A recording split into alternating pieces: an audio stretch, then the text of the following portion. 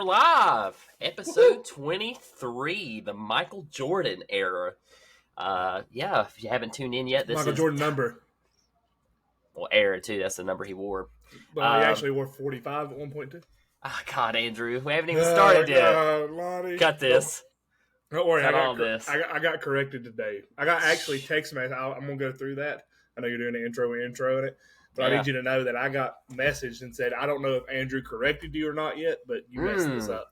So you got somebody correcting you from somewhere else. Yes, as well. I really like that. But yeah, guys, this is episode 23. Tyler's Talking Sports. I myself, Tyler Castle. On the other side of the mic, we have Tyler Hess, my brother from another mother. We've been doing this now for a couple months, really enjoying it. Like I said, we're on episode 23.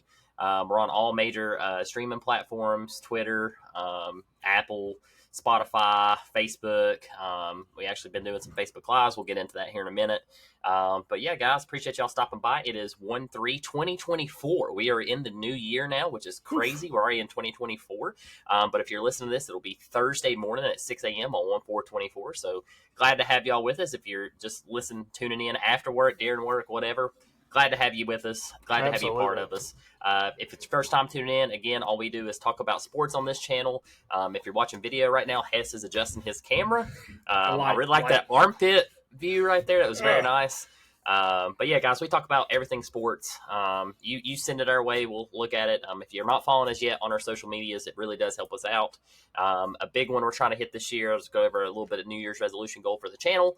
We're trying to hit 500 followers on Facebook. I think we're up to 264 now, 265. Yes. Somewhere in there. So it picked up a little bit over the live. We picked up quite a few followers there, but yeah, guys, we're a little bit over halfway to our goal of 500, so we got all year to do it, and can't do it without you all and the support of you all. So definitely make sure you share that with your friends and buddies, and give us a follow there.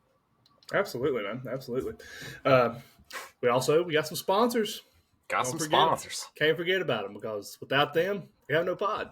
Have no pod without the sponsors. You want me to get into the first sponsor of tonight's podcast? Yeah, go ahead.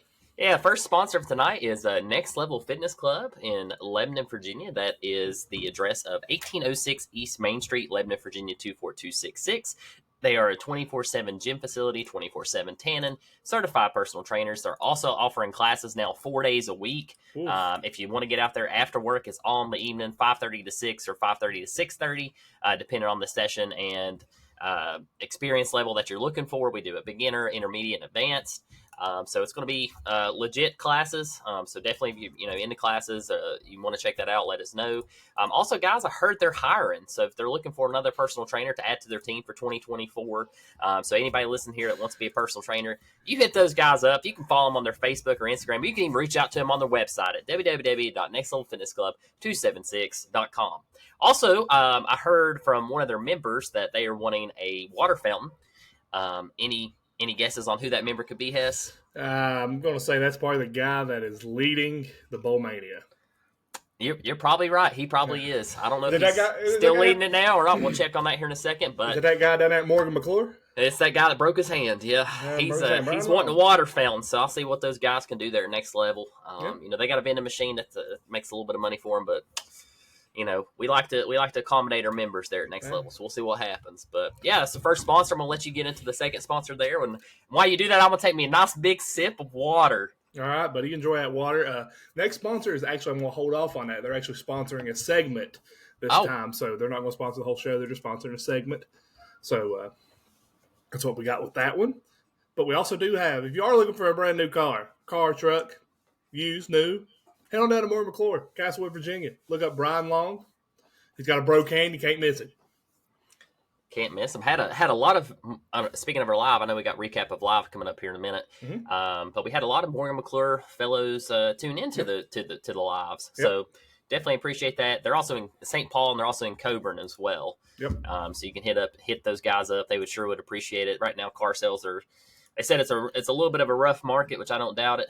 So they could truly use the assistance and help. That's how those guys live, guys. So if you're looking for a car, hit those guys up. And be sure if you get down there, tell them that Tyler's Talking Sports sent you. Yeah, Tyler from Tyler's Talking Sports. Yeah, both of them. No, just one. No, both of them. I love it, guys. Yes, absolutely.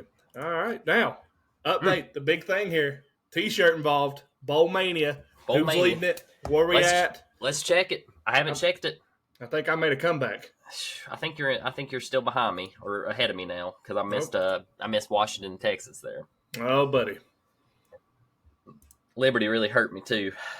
Tyler's Talking Sports fell to 4th. Blowhard Hess in 3rd. Let's go.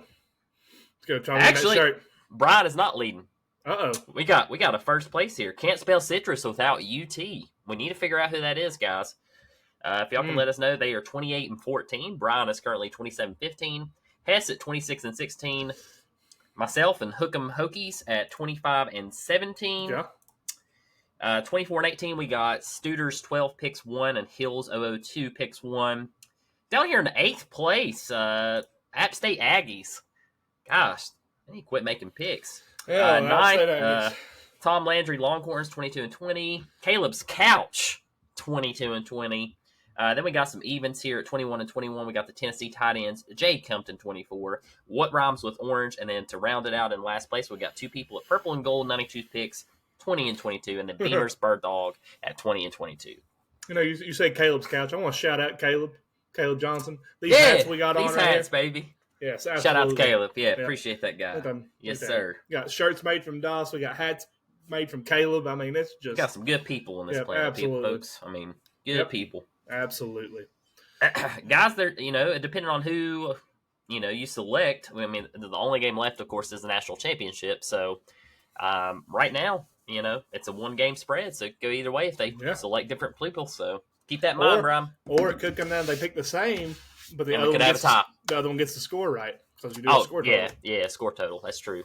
But they're 1 game ahead, so if they both pick the same, that person will they'll take first place. Yeah, might have to give I had to get 2 shirts out. Might have to. We need to figure out first who can't spell citrus without UT. Sounds like a Vols fan. Got an idea. Might be a Tech fan. Could be. Could be slamming y'all for being in a Citrus Bowl. Could be. Yep. We'll have to find out. Guys, help us in that search. If you're listening, help us find out who's can't spell citrus without UT. Can't spell citrus without UT. All right, guys, we're getting ready to go into our next segment. This is the Isaiah 117 House Hot Takes. If you don't know what Isaiah House 117 is, it is a nonprofit organization that has homes and houses built throughout many states throughout the United States that help with foster care. They give these kids a place to sleep, a place to have a good home-cooked meal, their own private room, their own bed, stuff so that during the transition period, they are able to have a place to stay and feel at home instead of having to be at a local police station or a DCS or something like that. So great organization. Check them out on Facebook, Instagram. They're also have their own website, www.isaiah117house.com. Great people there. Check them out. Isaiah 117 House. Yeah, great organization there. Definitely appreciate them sponsoring this segment. Did not know we was going to do that, so thank you for letting me know that we have a sponsor for the segment. But you want to kick your hot take off? I opened up the intro there. You want to start the hot takes for us tonight, Hess? You know what? Thought about my hot take all day. Didn't write nothing down. Nothing. Didn't have nothing to say. But you know what my hot take is? He's coming off the noggin. The transfer portal and how it ruined bowl games. Oh, yeah. Okay. Yeah, I like that. Yeah, it truly has. Truly, I mean, it was god awful. It was terrible. I mean, there's no sense in Florida State having a decent team. I mean, yes, granted they lost Jordan Travis, but they had one player on their defense that played all year for them. The rest of them some of them hadn't even seen the field. The NCAA's got to do something to regulate that. They've got to do something with the NIL deals that say, hey, you sign this deal, you get this money, but if your team plays whatever game they play in, unless you're hurt, you got to play or you don't get this money.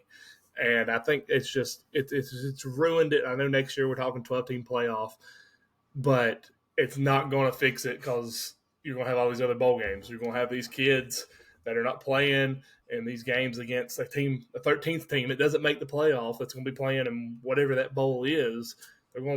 Half their team's going to opt out. And it's going to be really sad.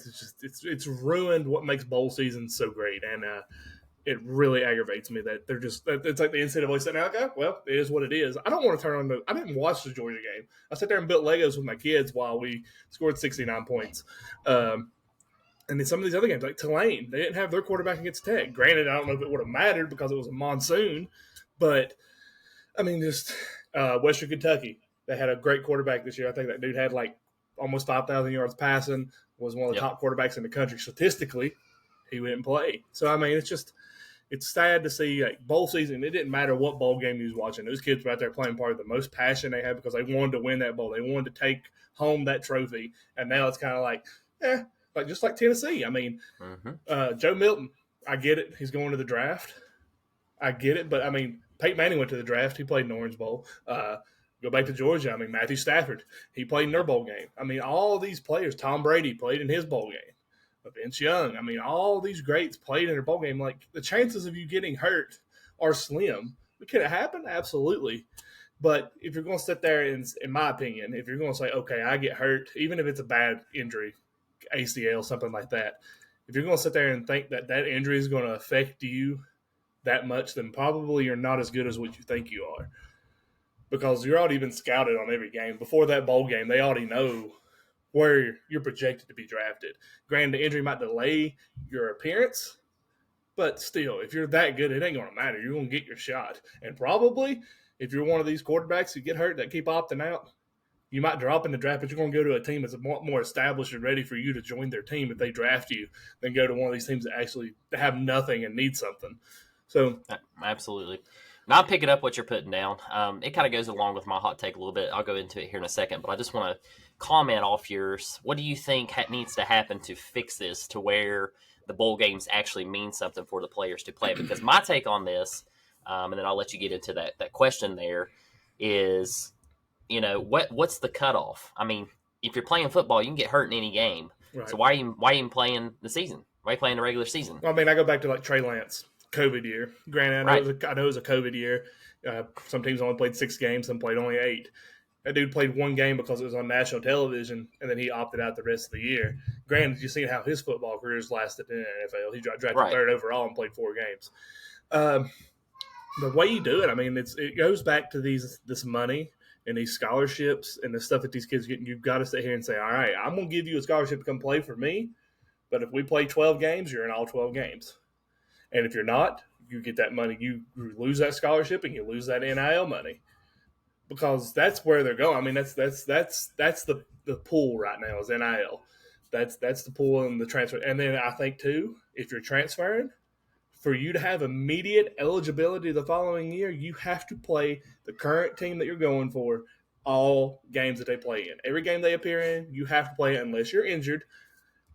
Then it's okay. Because that's an injury. But if they play and you're healthy and you don't play, you lose that year of immediate eligibility and you have to sit out a year the following year. I like that take. I think that would help fix it because you have to have some type of guidelines as to why you have to play. But also, too, I think maybe we just cut out all the bowl games other than the 12 teams moving forward. Why not? It's the best 12 teams. Make those the bowl games. You don't need all these other bowls. It's just a money thing at that point. You don't need, a 6-6 team, or no offense to the Hokies, not low blow in there, but anybody, any 6-6 team. You truly you don't need a bowl game. I mean, sure, you need a bowl game for practices to see what you got coming up in the next year and try to get more practice and everything in those extra 30 days, to prepare for that. So that's where teams benefit from it. But my thing is, if you're not even in the final 12 teams, like playing for the chance to go to national, what's it matter? It's just like March Madness. Once you're out, you're out. I look at it this way. Or do a massive, big bowl. Do it like March Madness. If you look at FCS, they play. I think it's a 32-team bracket. Yeah. So I mean, it adds everybody. I mean, granted, some of the games are wash. They don't matter. A team gets killed. You don't really ever see somebody sneak up. But I do know the competition's a little more stiff in FBS Division 1A. So it will probably be a little bit. You see a little bit more parity. But I mean, that would be a way to do it, but they don't want to expand it because they lose the money on those bowls. But you think do something. You think college football, though, from a traditionalist standpoint, you think bowl season. You think these bowl games. You think Orange Bowl, Cotton Bowl, Sugar Bowl, Rose Bowl. Exactly. You think that. So I would hate – I mean, I know they're not eliminating those completely because your quarterfinals and finals will be a bowl game, will be those big names. But you are going to lose the Music City Bowl. You're going to lose some of these bowls. So stuff like that, I would hate to see it, but I like that. I mean, that's definitely an option. I think you threaten that. Mm-hmm. I think you say either you do this or this is what happens and nobody plays. Because the bowl games at the end of the year is a celebration of the teams. Whether you win or lose, each team, they may not get the trophy, but each team get money, they get gifts, extra they get practice. Yes, I mean it's an extra time to be, especially for the seniors. It's a moment for them to just cherish an extra game, and a game really don't mean nothing for them. That's what made bowl season so great back in the day. But on the flip side, if you do it there, I mean, you're talking this affects baseball, this affects college basketball, everything. And I think it's really going to become a big problem in baseball here soon. Like, I mean, you talked about this a couple episodes ago, or we talked about this in person. Like, if our sons are going to be recruited to go to Tennessee to play baseball, and like, hey, he's playing second base, and then they take the scholarship, but they're like, I can't give it to you yet because I'm waiting to see if the All-American from LSU transfers. I mean, they're going to have to crack. They're going to have to crack down on that. I think it's going to get too much, and they're already seeing that right now. A lot of your coaches are saying how terrible the transfer portal is. I mean, one of the coaches out there is saying it, a lot of. I mean, I know we talked about Lane Kiffin. He hates it. He's winning it, but a big one that people are talking about is Nick Saban. Nick Saban's done with the transfer. He don't like the transfer. He don't like the NIL. He cracked a joke on Pat McAfee a couple weeks ago when he gave Pat McAfee the jersey, the signed jersey. The Bama jersey from him, and Pat's like, I'll play for you. It's all I need is a jersey. And he's like, well, you're unlike all these other kids. They want $1,000 to step on the field. Yeah. And he's fed up with it. And from what people are reporting, we may have seen the last time Nick Saban coaches a football game after that Rose Bowl. Really? There's reports that he is contemplating just riding off in the sunset because he's done with the way college football is now. How much has changed in the past just 3 years. It's got away from what they're saying and what he's thinking. It's got away from what made college football so great in tradition. And he don't want to be part of that anymore. I agree with that. I mean, they're definitely going to have to do something because you're going to start seeing it it's going to keep getting more and more. I mean, each year it's increased every year. This time it's almost double. Right. And two, you're already seeing all your players commit. I mean, most of the time commits don't go till February for the 2024 year, but we already know where everybody's going. So it's super early. It competes too with the 2024 recruiting class, kids coming out of high school. Mm-hmm. Excuse me, but yeah, they're going to have to do something. I think they're going to have to either, if you don't play, if you opt out to go to the NFL or whatever, chances of getting injured, then this is what happens. You either lose X amount of money if you're on the NIL, you get benched, first couple games next season. Something. There's got to be something to hold these kids accountable. Because right now it's just like, do you want to play or do you not? Yeah. I mean, no harm, no foul. Next man up. Yeah, next man up. I mean, but some teams can't afford that. The fans lose. That's who loses. Like the supporters, everybody who supports the team. But that's who loses. Like look at Florida State. I will say this: I have talked to some people who love it.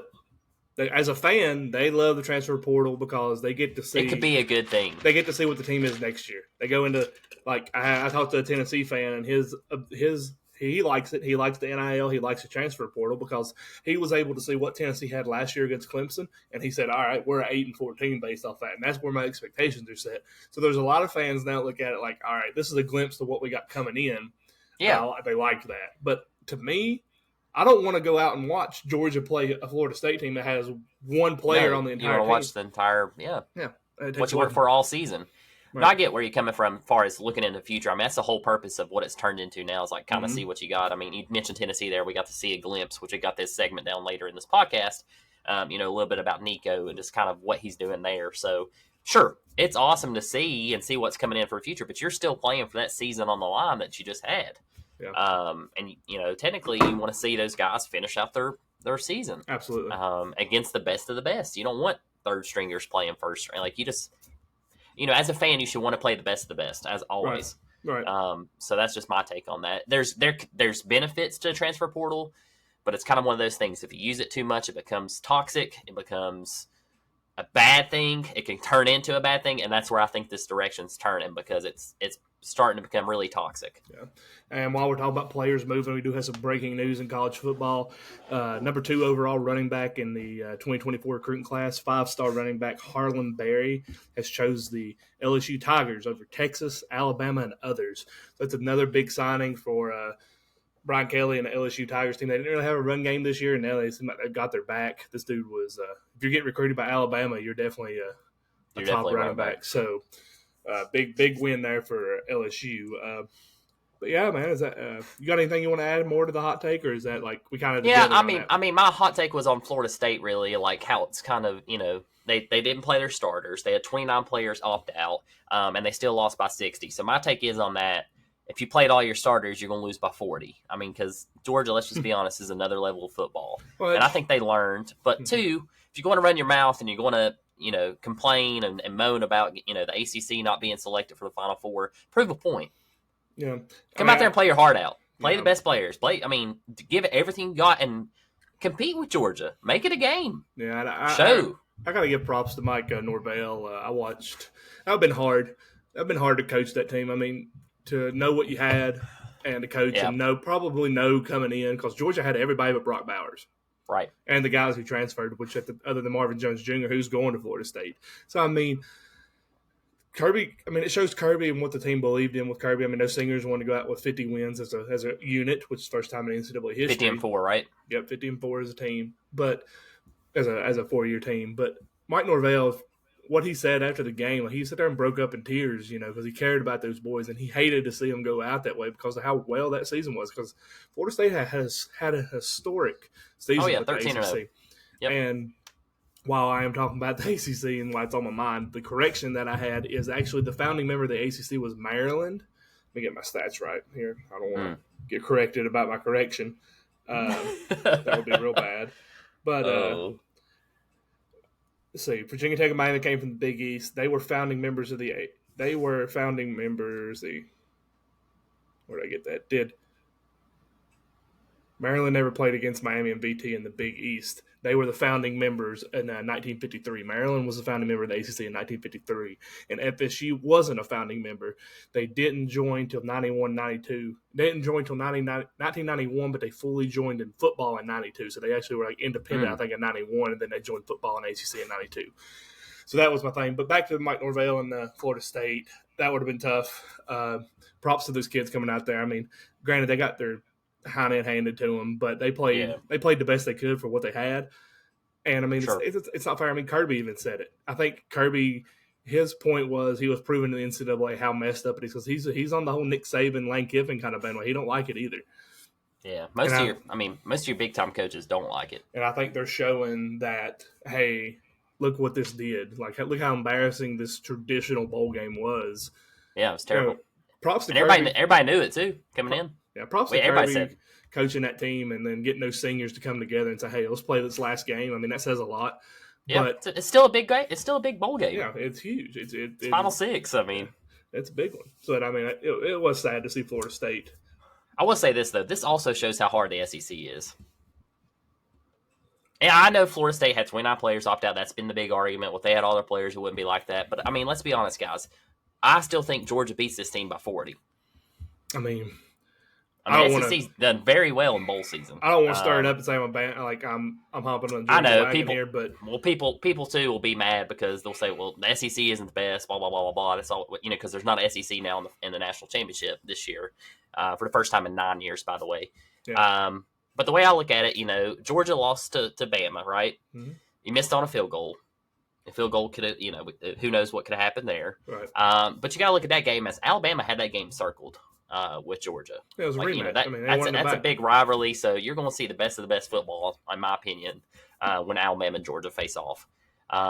So when you watch that, and they didn't put Georgia in, I mean, it proves why Georgia, in my opinion, should have been in. I mean, I don't want to sit here and sound like I'm hopping on because I'm a Georgia fan, and I'm with you with the Bama game. Bama came in at the game like, hey, we want Georgia. Yeah. But I think this Georgia team, if they would have made the playoffs still, say you would have put them at 4 and kept Bama, just hypothetically kept Bama out. I know you couldn't, but keep Bama out. Yeah. I think they're I think they're the national champion. I don't think they should be. I don't think Michigan competes with them as far as how physical. I mean, they showed it. They were playing the second half. We had Will Muschamp's son at quarterback, and we had all freshmen on offensive line, and Florida State couldn't push them. I think it'd have been a close game. It wouldn't have been a blowout or anything. I think it showed, though, why the NCAA had Georgia ranked number 1 in the country all year until they lost to Bama.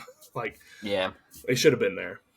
They really should have. But It is what it It is. is what it Always is. next year. But before we leave we're done with the hot Yep. takes here. Before we dive into the playoff games and everything, there is another rumor rumbling around that Jim Harbaugh is pretty much all but gone from Michigan, that he's actually pretty much signed the deal with the Los Angeles Chargers. Called it. Let's go. They apparently have met several times over the last couple of weeks, and the deal is in place, but it will not be signed until after Michigan's game Monday night against Washington. So it looks to me like he's pulling a John Calipari and running from whatever's coming down the pipes toward Michigan. So he's going to get in the NFL and kind of close back to where he used to coach when he was with the Pete Carroll?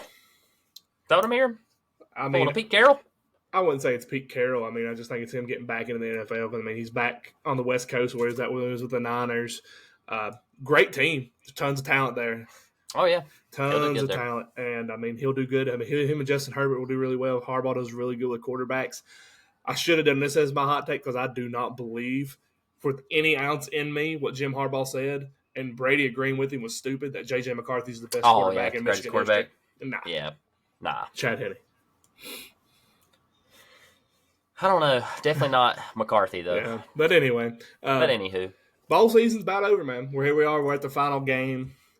Let's talk about, though, the two games that we watched, and we did one of them live. Let's talk about that live. Yeah, Michigan, Bama. Shout out to all those guys that tuned in. We had one time up to 23, 24 viewers. Yep. We held a consistent 10 to 15, pretty much the entire 4 hours, which is insane. Mm-hmm. Over 400 comments. We picked up quite a few follows, too, during doing that. So 414 comments, 8 shares, and over 1,000 views. Yeah, guys. I mean, hats off to y'all for sharing that for us. That really helps us out. We enjoy it. It takes a lot of energy to do it. It might not look like it, but you really have to prepare and try to answer every comment and everything. But we enjoy it the entire time. Absolutely. The 4 hours flew by. The game flies by. So we definitely appreciate y'all tuning into that. But yeah, Alabama loses on last play in overtime, 27-20. Mm-hmm. Runs a QB draw. Now, I don't think that was design play. Hold on. I did some research on that today and found some clips. It was actually an RPO. Yep. The center who announced his transfer day because he was getting so much hate from Alabama, he is transferring out because that snap hit the ground. But what it was an RPO, and the running back was swinging out to the left.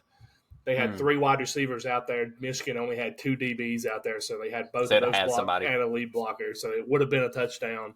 But the snap hit the ground, and Milroe panicked and did what he had to do. And that's what you do in that sense. You're taught, snap hits the ground, you get it and go get us what you can. So that's instinctive. Instinct, yep. Yeah, so I thought it was a quarterback draw, but it wasn't. I figured it was something like Dan Campbell drew up probably with offensive tackle rolling out, it being a wide receiver and then it getting called back or something. But he reported. Yeah, it should have been a touchdown. They reviewed that. But anywho, I thought it was going to be something like that, some type of trick play. Maybe a Tebow jump pass. That was mentioned this morning at the gym. That would have been a nice play. Something crazy. You got to do something different there. But, yeah, not on Milroe. It's not on the center either. It's on the entire team. They should have played better that last quarter. They should have tried to put up more points. They should have held Michigan. Michigan drove the ball down, answered them, to tie the game 20-20. So, shout out to Michigan's running back. Blake Corum had a good run. Also, too, as bad as I hate to say it, McCarthy had a good throw there to that wide receiver. But I hate Michigan. So, that's my take on it. Well, I think everybody knows we was cheering for Bama. It's hard for me to say that looking in the background. Obviously, I'm a huge Tennessee fan. If you know me, that's my team. But, yeah, I was cheering for Bama in this one. I just don't like Michigan. Don't like Harbaugh. I'm not going to sit here and point fingers because it is what it is. But that game was all lost on the center's poor play. Dude's an All-American. He's been an SEC first. He struggled that entire game. He's been an SEC first teamer the last 3 years. I mean, he's been or at least an all team. I don't know if he's been first team or all 3, but he's been there. He's a great center. He's not had any issues all year that I remember. But they were 3 snaps that I remember. One was on 3rd down. Another one was on a crucial long 2nd down play. It put him at 3rd and 25, and then that one. Yep. I don't know if maybe Michigan was doing something there on the line that kind of got him jittery or what it was. Michigan didn't impress him with that front 4. They were probably way more physical than I thought they were all year. But Bama's offensive line just didn't play good. I mean, that was That was a piss poor job of offensive line because Milroe didn't have much time all game long, but the center didn't help him with some of those snaps because you did have the snaps on the ground, but you did have some snaps that went wide. There was one Milroe caught it way out here. So there was a lot of weird things happen, un-Alabama-like things happen, but it was a great game. Michigan made me eat my words on it. I mean, I didn't see it happening. I really didn't. I don't care. I'll choose anybody over Michigan or Ohio State any day of the week. But props to them. Props to Harbaugh. Props to McCarthy. Corum, great run. That dude goes to the right team in the NFL. He's going to be a pretty good running back. He's got good. I also want to give props to their fans for going back 3 weeks on one of our clips and commenting and remembering that. So that's awesome that you remembered us from 3 weeks ago. Appreciate that. So really appreciate that. Yep, absolutely. Hess and I would never stir the pot a little more. So no, definitely appreciate y'all. Tuning back into those clips from almost a month ago. Yes, appreciate that, guys. Appreciate getting us some traffic. Good traffic, bad traffic. We love it all. We love it all. Keep coming at me.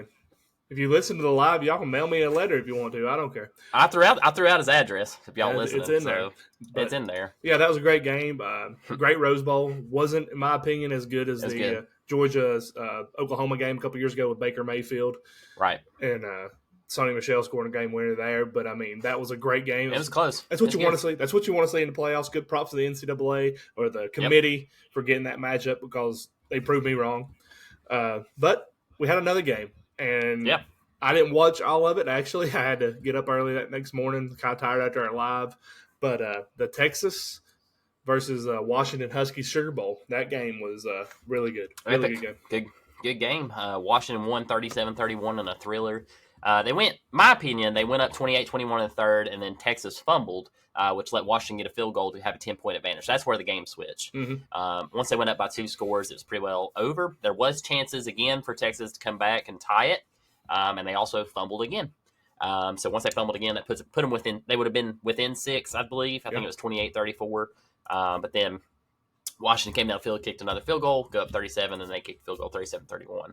But the difference maker in this entire game, we've been talking about him all year, Big Penix energy. Love that kid, dude. Dude was 29 for 38, 76.3% completion rate, 430 passing yards, 2 passing touchdowns, 0 interceptions, 3 rushing attempts for 31 yards. I mean, what else can the guy do?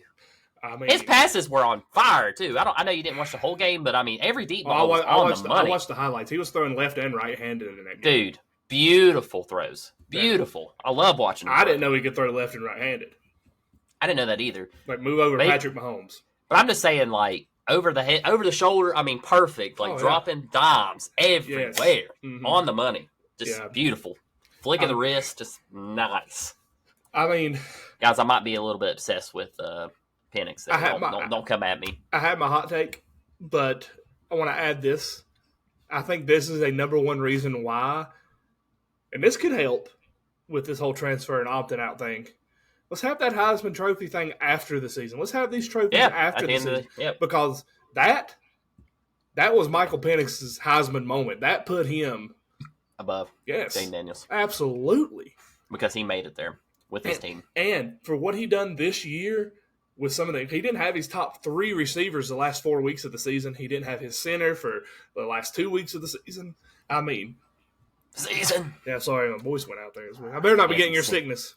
He's got that puberty going on. That's what it is. It's just sinuses. But yeah, man, I don't know. Penix is the difference maker. He's the reason Washington is what Washington is. They have really good wide receivers. I don't want to downplay that defense either. They look pretty stout. They game played really well for years. Texas is a very good offense. Hate it for Texas. I hooked them horns. I like I'm a Texas. I like Texas. They're actually probably my second favorite team. UW. But yeah, I can't. Hats off to Washington. Hess called Washington, by the way, guys, at the beginning of the season. He really did. And I told him he was smoking crack. But yeah, he must be smoking something good because they're in the Natty. So I had to get one of them right? Yeah, you got 1 or 2. That's pretty good. But yeah, it's cool too. I know we're SEC fans, and I always want to see SEC school in there. But it's cool. It's cool to see 2 different teams in here. Absolutely, I'm excited about it. Yeah, other than Michigan. But speaking of Michigan and Washington, before you go on though, you want to comment on something? There's a lot of Big Ten fans that are saying, but it's all Big Ten now because Washington's in the Big Ten next year, so it's like Big Ten superior. So we're already getting that. Well, I just want to throw something out there. There's only been 2 wins in the Big Ten in the entire bowl season. Michigan, Minnesota, who had a losing record of 6-7. They got invited to come to a bowl game at 5-7 because there wasn't enough teams to fill that bowl. Nice. So it shouldn't even have been a bowl game. So technically, you got 1 win. And if you want to actually be honest with it, if you want to add the whole extra teams, you got Oregon and you got Washington. So that was your 2 other wins, and then USC was your other one, and UCLA lost their bowl games. The USC and UCLA lost theirs too. So yeah, just saying. Yeah, but they're not there yet, technically. Right. I agree. So you can't say that. So technically, you got 2 wins. Again, should be 1, but I can't technically say that, so I'll give you 2. Yeah. With Minnesota and Michigan, that's your 2 M&Ms, M&Ms, baby. Yeah.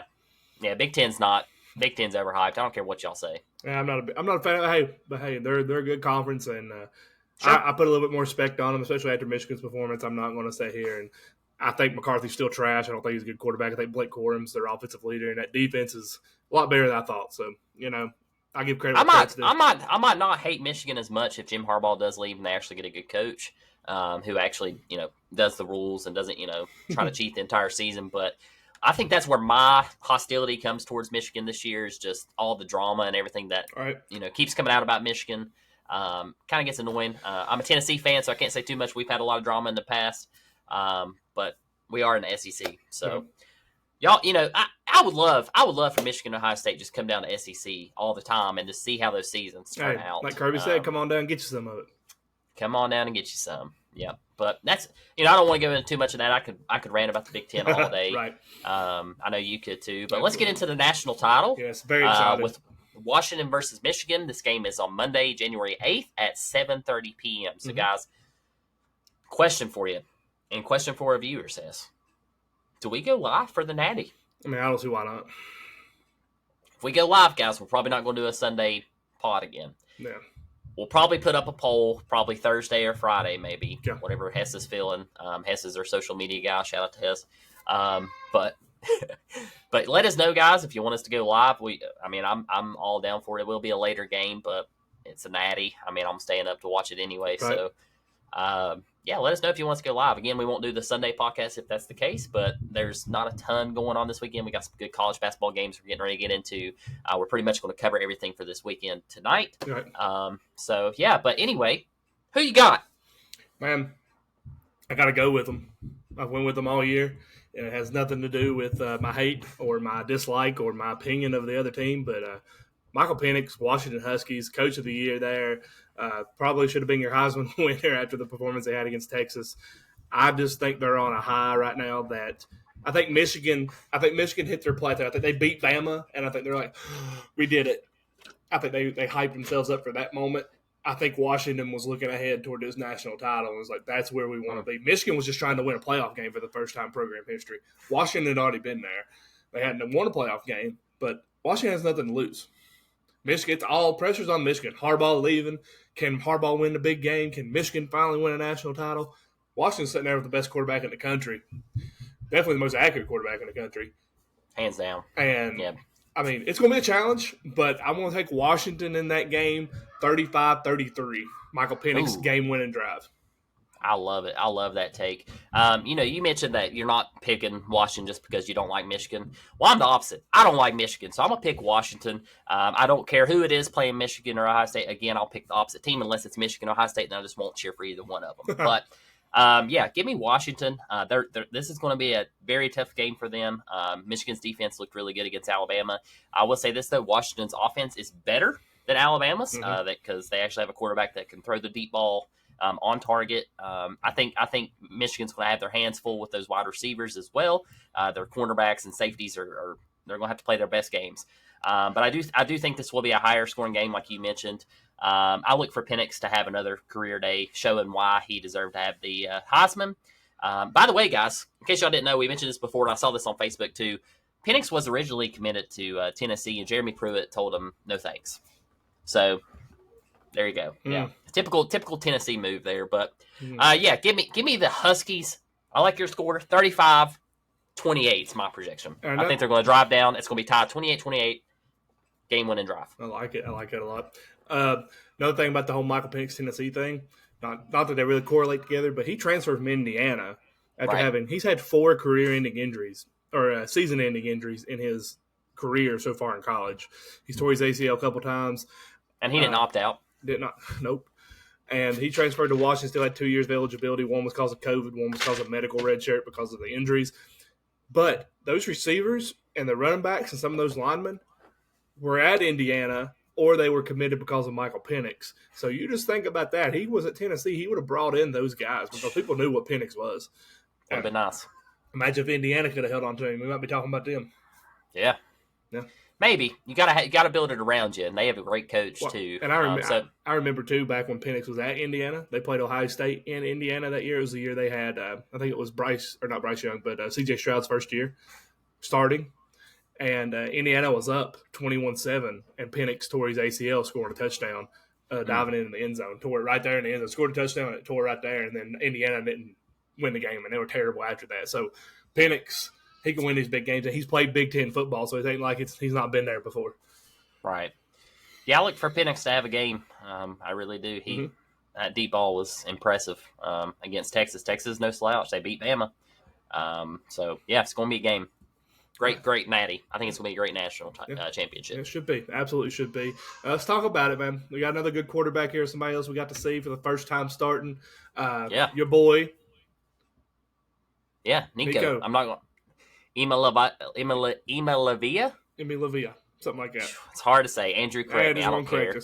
I don't care. He can't pronounce it either. But yeah, Nico, man. He looked great. You asked me how I felt about him. He did what he's supposed to. He won the game. He was patient with the football. If nothing was open, didn't try to force it and take off running. He waited. He went through his progressions.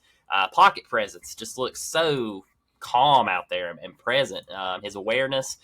When the line's closing in, he's got to step up. When he's got to move out of the pocket, that's where he's dangerous because he can burn you with his legs or he can burn you with his arm. And he threw some nice passes. I know you saw the one with the tight end, but he actually threw it was a play of the game, back shoulder throw to Ramel Keaton. Incredible catch, too. Shout out to Keaton on that, but incredible throw on the run. Over on the side, it was beautiful.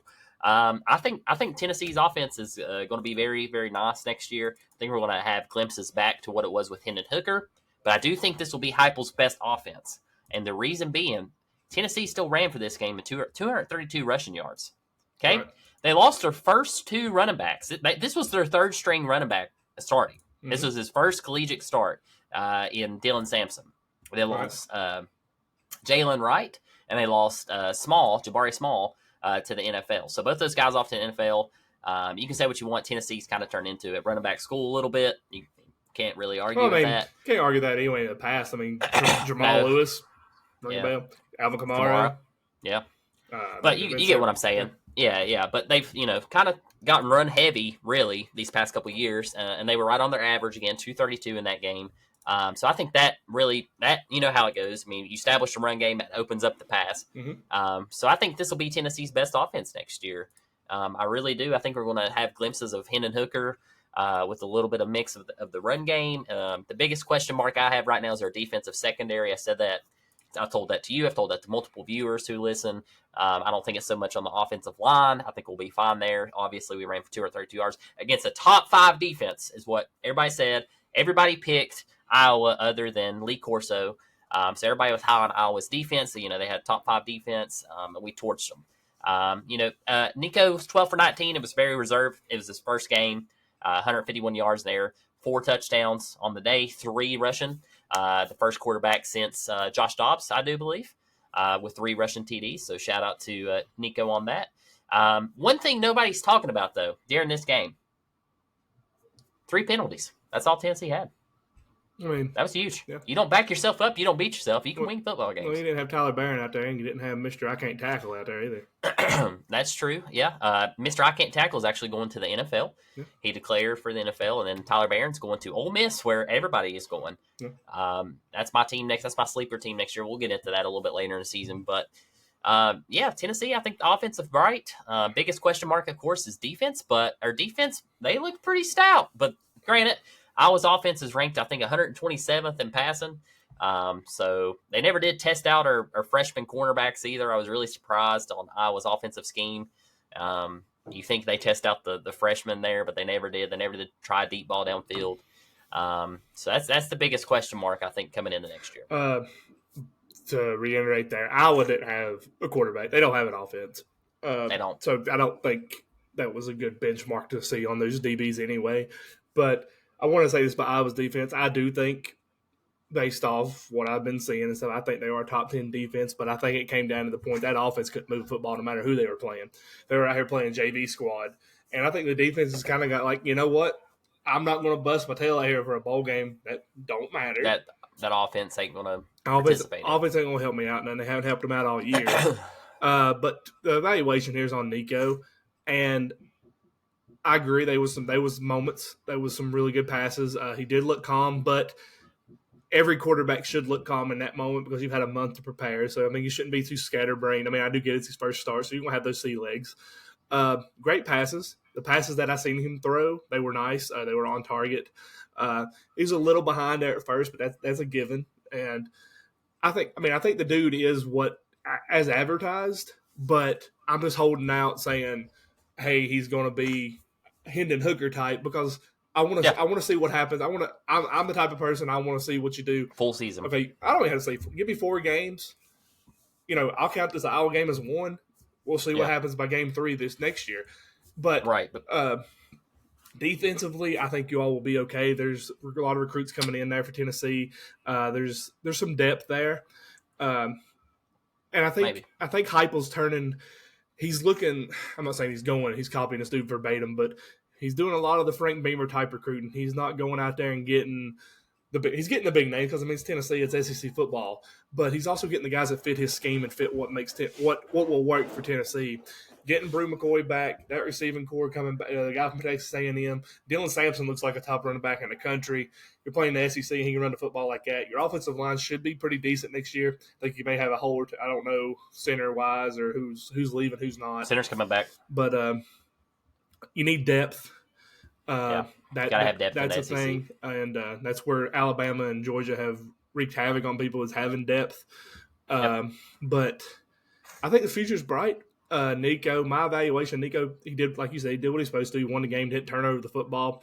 I would have personally liked to see him use his arm more because I don't think you see him run that much come next year. I mean, he'll run when need be, but I don't think you see him go to that. And if I'm Heupel, I'm like, hey, great job, kid. My only thing was, and granted, don't know nothing about the kid. First time I heard him do an interview, the post-game interview, I would have liked to seen him think, I know he said, hey, I'm glad we got this win for the seniors, but I would have liked to have seen him shed a little bit of light on that coaching staff or Joe Milton and somebody because I felt like he took a lot of that on himself. Like, oh, look, I had a great game. I felt good about it, whatever. But, hey, he's young. I'd be the same way. I'd be, hey, I just scored 4 touchdowns in a D1 game in the Cheez-It Bowl, and it was freaking awesome. So I think the sky's the limit for him. Absolutely. I'm not going to say nothing good or bad. I said what I seen was good. I didn't see nothing bad. I want to see what goes on down the road. Yeah, we was all hyped too about Joel Milton last year, and in the Citrus Bowl against Clemson, right? He had a heck of a game, and we was like, oh man, we should be really, really good next year. I told you 8-4 at the beginning of the season. That's what Andrew May said too. He said 8-4 after the Clemson game. That's what he said his evaluation is. I said 8-4. I'll go ahead and give you my evaluation for next year. 9-3 is what I'm thinking. Is the ceiling, and we could also fall back a little bit. I think it could go to 7-5. Just, you never know what could happen to SEC. Nico could get out there first couple games, get hurt. We don't know what's going to happen. So I do think ceiling 9-3. We'll see what happens. Just some key players in case I know we got a lot of volunteer fans listening. We do have Chris Broswell. You didn't mention him from Tulane, so that's pretty big. Mm-hmm. Holden Stays is huge, number 1 tight end from Notre Dame, and then hope to still get Evan Stewart. Evan Stewart's leaning crystal ball towards Tennessee, so hopefully we can pick up him. I did see that there was another wide receiver from Texas A&M transferring yesterday, so I need to look in on that and see. I know he's top 10 wide receiver. He was a 5-star, I think, in 2022 or 2021, so I need to look into that and see where he's leaning towards too. But the biggest thing about this, the run game. Nobody's talking about the run game really, but Dylan Sampson could be a monster next year. That's going to be huge for Nico. I don't care how good you are. I don't care if you bring out Tom Brady, Peyton Manning. I don't care what team they're on. If these young quarterbacks don't have it, one, a good run game to lean on because Nico is going to have a bad game. There's going to be a 4 interception game. There's going to be a game where you're like, oh my god. Yeah. But that's when you have that run game, and it's good to have Dylan Sampson come back. It's good to have that offensive line come back. But the other key is tight end. Young quarterbacks love a tight end, so that's great. Tennessee's again goes back to Heupel. He sees what he's got coming in next year, what he's got on hand, and he's recruiting based off what's going to make them better and what's going to fit that need. Not so much the team or what his coaching scheme is, but what's going to fit Nico. What's going to make Nico be the best quarterback he can be, and getting to tight ends. Dylan Sampson, show him what he's got. I mean, hopefully too, we open up the playbook a little bit more. From Milton. I say Milton, he was kind of limited in plays. I say it'll be I think it'll be conservative to start out, but I think you'll see a little bit more of more flashy plays, more of a Milroe type, Stetson Bennett type offense where you see him. He's going to extend the play with his legs, but he ain't going to be really running. He's going to try to find that pass, but that's when you're going to look for that tight end across the middle. But yeah, Tennessee next year. You throw out what you think. Again, I don't want to throw a dart at it, but I think Tennessee could, at home field playing in Neyland, I mean, I think you could possibly go undefeated at home next year. If there's 5 wins, 6 wins, 5 or 6. I have to look 6, 7. I don't know how many non-conference home games you got, but you play that. I mean, easily could walk the dog. I mean, Nico becomes what he is, and that offense opens up with what you got. I mean, y'all could be in the SEC title game, but I mean, I'm not going to put a stamp on a record or say where you might be, but I mean, I think your sky is the playoff.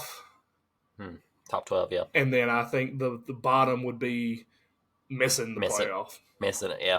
I agree with that. This is also Heupel's 4th year, so he's finally got this. This is the year. This is the big year. Yep. So we'll see what he's got. But while we're talking about next year, just throwing one out there.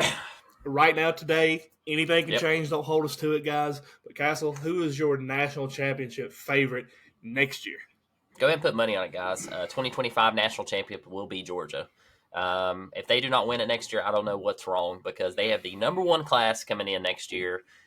They're dominant right now. They'll be more dominant next year. They'll be even tougher. They're just at a different level right now. If Nick Saban truly does leave, now granted, this is with Kirby Smart not leaving to go to Atlanta too. So there's some big question marks there, which I don't see that happen. But I do see Georgia win a national championship next year. I think they're pretty mad about this year, about missing it. So I think, but 2, with that being said, their schedule's going to be a lot harder next year. So, but hang on. So I do see Georgia maybe losing 1 or 2 games next year. Just because I got them circled, Texas, and you could potentially lose against Tennessee. We might finally get you. But I got 1 or 2 games. I'm just saying 1 or 2 games throughout the season, possibly 10-2 worst record. Okay, I mean, but that would be good enough to put you in the final 12. I think you could easily see a 3-loss team make the playoff. 9-3, depending on who the losses are to. Right, correct. Right, absolutely. Especially with these power conferences. I'm saying 10-2 is the basement for you all. 12-0 ceiling. Yeah. And that'll definitely put you in the final 12. Thing here is, in the final 12, whenever you get into those bowl games, it's going to come down to a key word there you mentioned earlier, depth. That's where it's going to come in. And that's where I think Georgia is supreme above everybody except Bama in depth. And Tennessee's getting there. I mean, I will say that I'm a huge Tennessee follower. So Ole Miss is getting there too. Ole Miss is getting there. They're my sleeper pick. Yeah. Seriously. Yeah. I like that. I like the Georgia thing. And again, it goes back to Kirby. I think I like how he handled it. I mean, I'm not slamming Florida State, Mike Norvell. I get the anger because you did what you were supposed to do. But I like how Kirby you didn't hear nothing about Georgia complaining. I mean, okay, we didn't make it. Let's go play football. It's not done yet. Season's not over. So I did like to see that. I like that. I think Georgia's probably is the favorite going in next year with that recruiting class, bringing back Carson Beck. You're only losing Brock Bowers. You bring back Lad McConkey. I mean, you bring back a tough receiving core. You got the number 1 DB in the country coming in. I mean, yeah, defense is going to be stout. I mean, your top 3, I think top 2 or top 3 picks are 5-star defensive players. Got NTN coming in. I mean, yeah, offense going to be good. I mean, it's going to be. You got Dijon Edwards coming back. You should be better next year than this year, which is scary. Is what I'm getting at. But I think Georgia is a favorite. I think they're 5-1, and I think Bama's 7-1 maybe or 11-1, something weird like that. Tennessee's 25-1, believe it or not. That's pretty cool to see is on there. If I had to not pick Georgia as being a homer to Georgia, you know what? I mean, I don't like them, but don't you dare say it. They're there every year. Ohio State. I knew he was going there. Ryan Day's got a lot to prove next year. Ryan Day, I think, figuratively, is in the hot seat going in next year. What they got coming in, recruiting-wise, what they got coming back. Yeah. And the jury's still out. He has yet to declare. Marvin Harrison Jr. could come back. And, he opted out of the bowl game, so but hey, that makes you think like he's going to NFL. But that's the thing. Like Brock Bowers opted out. Didn't play in the ball. He never opted out either. Like he was there, but I mean Marvin Harrison was there for Ohio State. Brock Bowers wasn't there for us, but he declared yesterday for the draft. I mean, most of these kids have declared. I mean, there's a deadline. I think it's January something, but it's odd. This guy's projected to go 1, 2, 3 next year. I'll be really surprised if he don't go. But, I mean, if he does, even if he doesn't go or does go, whatever, I still think Ohio State's there. They have another wide receiver coming in. Apparently, it's just as good. And the thing is, next year we got that playoff. Tennessee could host the playoff. Man. Ohio State could host. Could you imagine a home field advantage? Yeah. Hypothetically, Ole Miss's first playoff game that year is in Columbus in cold 32-degree snowing weather. I mean, that's going to be incredible. That home field advantage is going to be huge. Home field advantage is huge. Yeah. Huge. And, I'm excited. Yeah. It'll be good. I'm excited. But yeah, I mean, college football's going to be fun. I hate it. It's about over with. I've loved covering it this year. We're still going to cover a lot with it. We got a lot of recruiting news, a lot of coaching stuff, transfers. We're going to continue on with college football. Not a fun fact, but a fun thing. Hey, we can start getting ready to cover some college baseball here pretty soon. We're going to get can't wait in depth with that. I love college baseball. Castle does too. I watch it just about as much as I watch Major League Baseball. So I'm excited about that. Hate to see college football coming to an end, but does it really ever end? No. We'll try to catch some. You're talking about college baseball too. We'll try to catch some games maybe this year. Yeah, I'd like to do that. Tennessee's pretty cheap tickets. I mean, if you want to go down to Georgia. Virginia Tech's got some good Virginia cheap Tech. I mean, there's a lot of good baseball. I'll go to Appy State. We'll try to go to a few. Appy State's field nice. Yeah. Yeah. All right. Appy State Aggies, yeah. Yep, Appy State Aggies. All right, guys, we talked about college football enough here. About an hour into it. Again, hate to see it leave, but hey, we got a big playoffs getting ready to start. Speaking of playoffs in the NFL and big boys, big games going on this weekend. First off on the docket, the game that could really just shake everything up, which I think that game, did they flex it to Sunday night? I believe they did. Didn't look at they changed it. Probably. I think they did. It should be a Sunday night game. I think it's a Sunday night game. What day is this? Is it the 7th? 7th be Sunday. Sunday night. There's no Monday night football. So this it's Sunday, 8:20. So they moved this game to, it was a 1 o'clock game. Now it's an 8:20 game. This is Bills versus Dolphins. So in other words, everybody else is going to try to do what they got to do, especially the team like the Steelers. Yep. And if the Bills win, they ruin it all for those teams that try. Much. Because the scenario is Bills win, they end. Dolphins are already clinched. Yep. And the Dolphins would be the 5th seed, and the Bills would go to the 2 seed possibly as a division champion, and the wild card would go to the Dolphins. The Bills lose, they're more than likely out. So, yeah, they're out. Yep. I mean, potentially, more than likely. I think 3 or 4 games back, 3 or 4 weeks back, we said the Bills had to win out, and I said they would. I'm gonna stick with that. I think we see the Bills improve to 10-6 here. It's a must-win game, as you mentioned. Love me some Josh Allen, even if it means my Steelers don't make it to playoffs. So what? I like Josh Allen. But I got the Bills in this one in the close one, 31-28. One thing I want to note: Bills did beat the Dolphins earlier in the season, 48-20. So I do think Miami comes out here with a little bit more urgency, but they've already clinched, so I don't know how hard they'll play. But we'll be surprised. But I think it's going to be a close game, 31-28 Bills. I think you see the Dolphins play hard in this game because I think they got some more to prove. Because you're a 2 seed or a 3 seed, you got a home game. You're not traveling. And Miami don't want to travel. They want to play at home. So I think Miami wins this game. Josh Allen had a decent year, not his best, but he is playing. There was question if he was going to play with that shoulder injury, but he is playing. Last 4 weeks, he's looked pretty good. He has, but I just think the Dolphins, they did lose Bradley Chubb for the year towards ACL last week, so that's going to be a hard hitter. Tyreek Hill's house burnt down today. Oh, really? Yeah, they caught fire during practice.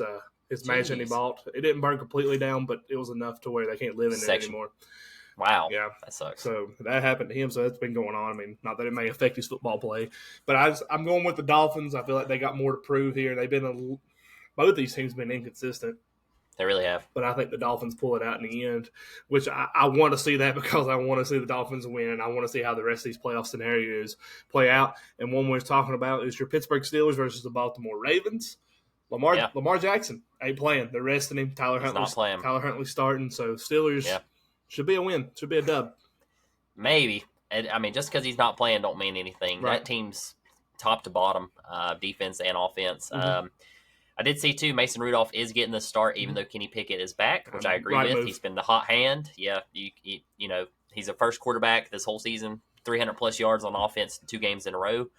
We saw it happen last week in Seattle. That was a must-win game. They won 30-23 with Mason Rudolph leading the lead drive there at the end. Dudes look good. I think he's kind of in that mindset, like, you know, this is why I need to start, so I'm going to give you my best every game. And that's kind of what you need sometimes. But you need to get knocked down to the bottom, you know, be a bottom feeder, and then come up to the top when it's your chance, baby, and shine. And that's what we're seeing right now. And I hope he keeps balling out. I like the guy. He's looked way better than Kenny Pickett and definitely way better than Mitch Trubisky. But yeah, Steelers might lose. It's still going to be a very close game, I do believe. 28-24 Steelers is what I have picked in this one. Yeah, I like that one. I think Mason Rudolph's turned a corner here. I think it's kind of a head-scratching thing kind of for the Steelers. Like, hey, do we build around Mason Rudolph? This kid was a stud in college at Oklahoma State. He's finally starting to show why we picked him and why we picked him over Josh Dobbs, which now is looking like I get it. 10 years later. Yeah. Hey, sometimes it takes a minute. I mean, he really didn't have – I mean, he had a couple seasons. 8 years, I guess? 8 years. He got drafted in, 2016? I don't think it was that many. I don't know if it's been a while. But, I mean, he had a couple years out with Ben Roethlisberger, but it wasn't Big Ben that we all know and love. So, I mean, good for Mason Rudolph. I do think y'all win that game. I will say final score 24-17 because I think Tyler Huntley is actually a decent quarterback. And that game could be is it in Baltimore? I think it is, yep. It could be a very snowy game because they're calling for feet up on top of feet of snow up that way, and an ice storm. There's an ice storm coming in Saturday through here. We may see a couple inches down here, but up there Saturday night through Sunday, they're calling for feet of snow up there. Shoot. So it could be interesting. But yeah, I'd honestly rather have snow than ice. Yeah, the ice, I don't like that. Ice is bad. Calling for a lot of ice in the middle part of Virginia. They're actually already preparing for power outages and stuff in the middle of Virginia. So. But anyway, off the rails there a little bit. But let's move on to the next game. Jacksonville. One thing on the Steelers I want to shout out. Mike Tomlin, I sent this to you, 17 seasons without a losing record. Mm-hmm. I think that doesn't need to go unnoticed. And we know why, right? Yes, but I'm not going to mention that on the podcast. No, if you want to know why, text Hess and ask why. He's a great coach. That's why. He's a good coach. He's disciplined. Discipline is a key. Yep. Defense. Defense wins championships, but discipline. And you don't hear Steelers players getting in trouble. You don't hear them acting a fool, and if they do, they get rid of them. Antonio Brown, we got rid of him. He got CTE, though. Chase Claypool gone. Yep. I mean, certain guys cause a little bit of drama. I mean, George Pickens finally straightened out these past couple games, looking like a baller. Yeah. I don't know. I don't know. I think Mason Rudolph's the key. I think Steelers sneak in somehow. Yeah. All right. Well, let's move on to the Jacksonville Jaguars and the Tennessee Titans. This game's interesting. Jacksonville's been very, very streaky down the stretch here. Trevor Lawrence has been playing hurt. But Jacksonville wins. They win the division. They don't have to worry about the next few games. That's it. They win the division. They're in. They'd be 10-7 on the year. They lose. If they do lose, they have a 43% chance to make the wild card, and they have a 56% chance of being out. So, ouch. But let's say I'm going to say Jacksonville wins this game. Yeah. I think they win a close one. I think Tennessee plays because this game is in Tennessee, I do believe. I think Tennessee comes out. I think Levis tries to finish the year strong. Derrick Henry tries to finish because I think he's a free agent next year. I think you see him go somewhere. So he's shopping himself right now. But I do think you see Jacksonville. I think they win by field goal. I think they win 24-21. Ooh, you got close to my score prediction, what I wrote down. I like Jacksonville in this one, too. I just like T-Law. I do think T-Law is playing as well. I've read that he was playing this weekend. It's a must-win game, in my opinion. This will be Derrick Henry's last game with Tennessee. I don't think he re-signs, even in the free agency. I think we're going to see Henry somewhere else. So, guys, watch that. That's history right there. Henry's been one of the best running backs for Tennessee Titans in a long time. Mm-hmm. But yeah, Jags in this one, 24-20 is my projection. If they do lose, for the Jacksonville Jaguars fans out there, if they do lose, you become Baltimore Ravens fans and you become Oakland Raiders fans. You need the Raiders to beat the Broncos, and you need the Ravens to win. If the Ravens beat the Steelers, it ups your chances to 51%. If the Raiders beat the Broncos, it's an 84% chance, even Nope. If the Steelers win, you're out. Steelers win, it's over with. But if the Steelers get beat by the Ravens and the Broncos get beat by the Raiders, you're in that way too. So you're Raiders and Baltimore fans if you lose. So you're not out if you lose. So keep watching. But you need those other teams. You need some help. Yeah, it's going to be interesting. It's going to be a close game. Will Levis look good. They just got to get some weapons for them next year. I think Tennessee will be pretty. I think they'll be back on the up. I mean, they won 5 games this year, right? 5 and 10, 5 and 11, like whatever that, they are. So we'll see. It'll be a close game. Let's keep it in the AFC South. They got the Colts versus the Texans. Big game here. Colts need the Jags to lose to win the AFC South and, of course, win against the Texans. Colts have turned their season around. They started off 3-5. I didn't realize that. They were terrible. But Gardner Minshew is balling out. They're 9-7 now. I don't even think they need Anthony Richardson, in my opinion. Keep playing Gardner. But, I like the Colts in this one close. 35-34 with the game-winning field goal to close it. I like that. Just so people know, if the Colts do win, they make the playoffs. They're either going to be a wild card, they're either going to host a wild card game, or they're going to be in the wild card depending on what else happens. So they win. They can't win the division. But they can win the division. They can win the AFC South if Jacksonville loses. Yes. And they win. But if they just win, say Jacksonville wins, if they win the game, they're in the playoffs no matter what else happens. If they win, they have a 40% chance to host the wild card. So that means they would have won the division. If they win, they have an 80% chance to be in the wild card. So it looks like more likely. Are all these games Sunday or Saturday and Sunday? Sunday games. Sunday. So all these are Sunday. If they lose to the Texans, the Colts out. So the Colts fans, the only team you're cheering for this weekend is the Indianapolis Colts. You need Gardner Minshew win the game. All you're worried about then is, am I hosting or am I traveling? That's all. That's all you're worried about. You're in. But I do think the Colts win this game. I think they beat the Rookie of the Year in C.J. Stroud. I think he had a credible year. If he is playing, I'm not 100%. Did you say that? I missed that. I don't know if he's playing or not. I haven't read anything yet. I haven't read anything yet either. He may still be in concussion protocol, but I think the Colts win this game. Gardner Minshew's showing that he might not be just a backup in this league. He might be a player that can win games. I'd stick with him. Yeah. Why not? He's winning. I think the Colts win this game. I think you see the Colts in the playoffs, which is hard to believe. Crazy. Considering how their season went. Yeah, I mean, they've been without, too, their star running back. He only played 9 of 13 games. Yep. What's his face? Jonathan Taylor. Yeah, Jonathan Taylor. He's not even played the whole season. Mm-hmm. I know. It's crazy. So, shout out to Colts. Turn that around. Yeah, absolutely. I like seeing him in it. I would, too. Bring me back to the Peyton Manning days. Oh, my dad will be happy. He's a Colts fan. Is he? Yep. I'm sorry, Scott. All right, guys. The next one we got on the thing is the Tampa Bay Buccaneers versus the Atlanta Falcons. Did I write that down right? No, Panthers. Panthers, sorry. The Falcons play the Saints. I looked at it. My eyes went backwards there on me. That's all good, man. You're old. But talk about Baker. Talk about Baker. What about him? I mean, dude's playing lights out past couple games. Yeah. This game will be closer than you think. Panthers usually, I mean, they'll play Tampa close. Early in their season, it was really, really close. So I do think the Bucs pull it off. I do think they win. Mm-hmm. If they win, it clinches them a home game in the playoffs. Fun fact: Panthers have the league's worst record. I think everybody listening knew that. They're 2-14. I think we get to see them go 2-15. But Bucs win this one in a close one, 24-21. Baker Mayfield is the difference maker for that Buccaneers team making it to the playoffs. And again, this is another Buccaneers fans. Just cheer for your Bucs. Buccaneers win, they in. And they would be the division winner. They'd be home game. Yep, they'd be division champ. They'd host the playoff game.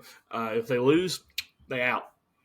Yep. So you got to win this game. I do. I think Baker Mayfield solidifies comeback player of the year. But there is a lot of arguments that Joe Flacco should become comeback player of the year, which I kind of get that. But Baker's played a whole year. Flacco hasn't. So I'm going with Baker on that. But yeah, I like Baker better. Give me. Sorry, Jacob. Hey, go Browns. Go Browns. That's who I'm pulling for. My Broncos are out. I'm Browns all the way. So go Browns, go Flacco, go Amari Cooper, go Njoku. You name it, let's go. But, Buccaneers here. I think they win easy. I think they get up comfortably 21-0, and then they take their foot off of it and bench the starters. And I think we look – they focus on the playoffs, and the Panthers focus on – what they need to do head coaching wise, and hopefully their owner doesn't throw a beer. Yeah, he got fined $300,000 for that, so I hope it's worth it. All right, we're gonna keep it though. That's like $30 that guy. Yeah, we're gonna keep it in NFC South though. You got the Saints versus the Falcons, and this game I think it only depends on if the Bucs lose, right? Yeah, I do believe that's right. But who dat in this one? Saints must win the game. They have to win this game. Saints can win the NFC South and earn the number 4 seed in the NFC playoffs with a win over the Falcons and a loss or tie by Tampa Bay. So they need Tampa Bay to lose to get that number 4 seed. Okay. So the Falcons, on the other hand, they can find themselves in the postseason, if the following things happen: Tampa Bay Buccaneers. I was about to say how. Now the Buccaneers must lose, and the Falcons must beat the Saints. Okay, that's the most clear outcome. Now, if they end up tying and there's a loss, they can still make it in. If somebody else get dicey, he could get all three of those teams could possibly make the playoffs. That's crazy. Yeah. I do think my score prediction on that one would be 28-26. Close game. You said who dat Saints? Saints, who dat? Give me the Dirty Birds. Give me the Falcons in this one. Peace up, A-Town down. Give me. I don't even care who's playing. Usher, baby. I don't care who's playing quarterback. I don't care if it's Tyler Heineke or if it's Desmond Ridder. I think Falcons win this game because I think there's a lot of issues in New Orleans. I think people were wondering if Derek Carr is the guy. I mean, I'm a fan of Carr, but there's just a lot of drama there. So give me the Falcons in this one, and they're sitting there hoping things work out for them and they make the playoffs. Who dat? I like it, man. I like it. That's your playoffs. Let me give you the percentages here. Right now, the Falcons have a 17% chance to make the playoffs. If for some reason they do win, it ups their chances to 46%. So, oh wow, that's just because the Buccaneers should beat the Panthers. So, yeah. But hey, throw some money on the Falcons this weekend. It's gonna be a close game, guys, on the Bucs and Panthers. I might throw some money at the Panthers, honestly. Again, just bust it open. Weather is going to be not so much. I don't think in that game, but some of these games up north. Weather is going to be a factor, so even if your team's not playing or starting, turn in some of them northern games. Some of them games, Baltimore, Pittsburgh, Washington versus Dallas. Those games could be some fun, snowy football games. Yeah, I like that. Yep. All right, that's all we got for the NFL. Looking forward to see how the playoffs pan out. And hey, we do lives. We've done lives for college football, but don't think we won't turn in a live for an NFL football game if that's what the people want. So, Super Bowl or NFC, AFC playoff, or championship, yep, something like that. That'd be great. Yeah, we'll do it. We'll do it. Absolutely. All these big championship games kind of do. Yeah, absolutely. But yeah, let's move on to the basketball, the NBA.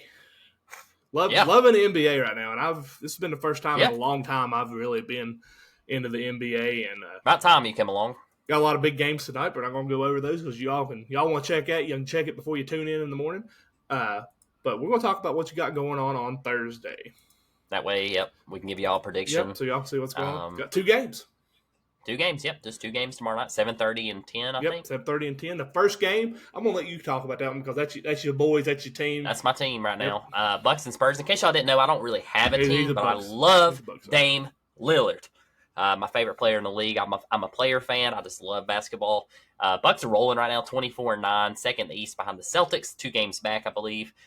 Give me the Bucks. Spurs are 5-28. The only team worse than them is Detroit Pistons, who finally won a game the other night to end their 28 losing game streak. So now they are 3-30. Also, too, guys, be on the lookout for some sports bets on this on First Buckets. If you like to do live betting and stuff like that, I do. That's what I thrive in is live betting.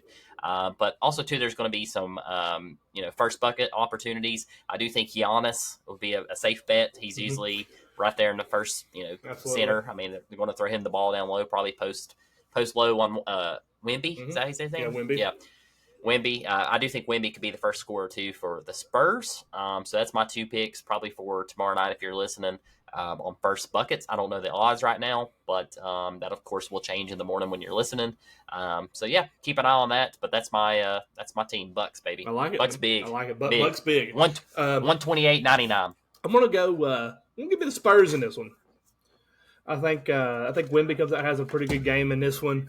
I think you can see Wemby come out and have a game that controls. I think my prediction is you're going to see the Bucks look past it, but I will say that Bucks offense, this game will not judge them. That Bucks offense is one of the top in the NBA.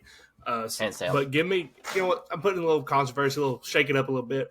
Give me Wemby and the Spurs and Greg Popovich. Get them a big win here because they need it. Yeah, it's crazy to think how good this team was at one time with Tony Parker and all the greats fall, man. Yeah, that's true. That's what we're getting ready to see in college football. It's coming. It comes around. It does it all the time. It does, yeah. But the other game we got going on tomorrow night on TNT at 10 o'clock, you have Western Conference game. You have the Denver Nuggets versus the Golden State Warriors.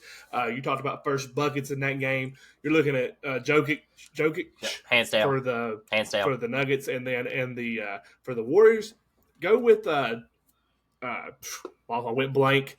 I kept wanting to think Draymond Green because I can't stand him. Go with Andrew Wiggins with the Warriors on the first bucket there.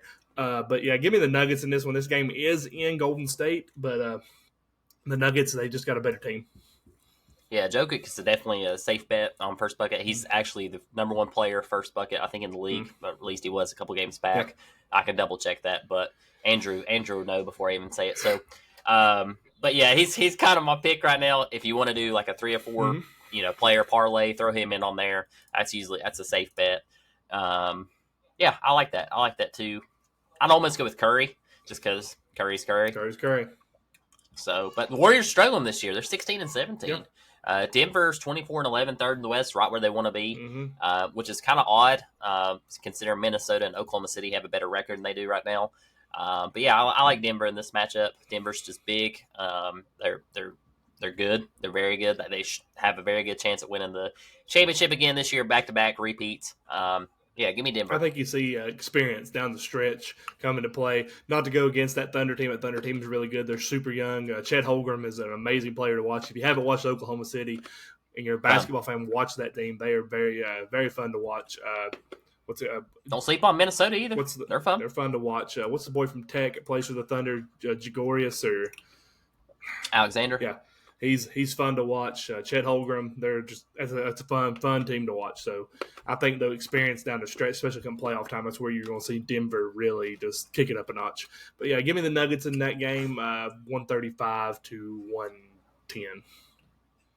I think it's going to be a closer game than that. I think this game is at Golden State. Sacramento. Yeah, so San Francisco.